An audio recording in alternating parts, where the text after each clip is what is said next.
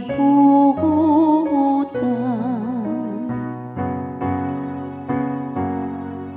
Ang ilang mensahe migula lata sa tibuok kalibutan.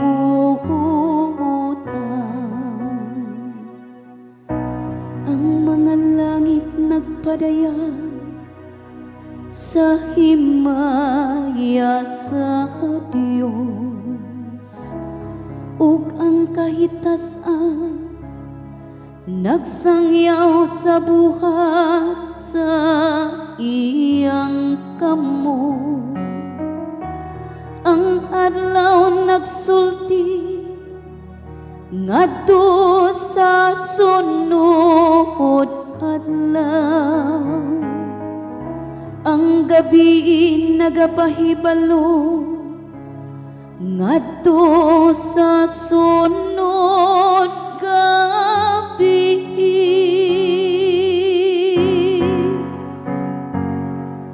Ang ilang mensahe migula lata sa tibuok kalibutan.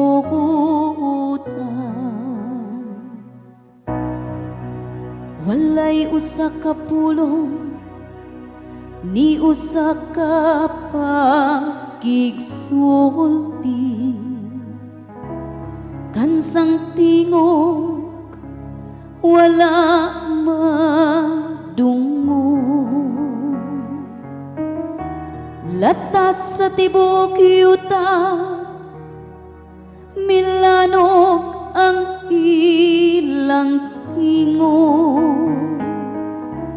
ug hangtod sa kinatumyan sa kalibutan miabot ang ilang mensahe.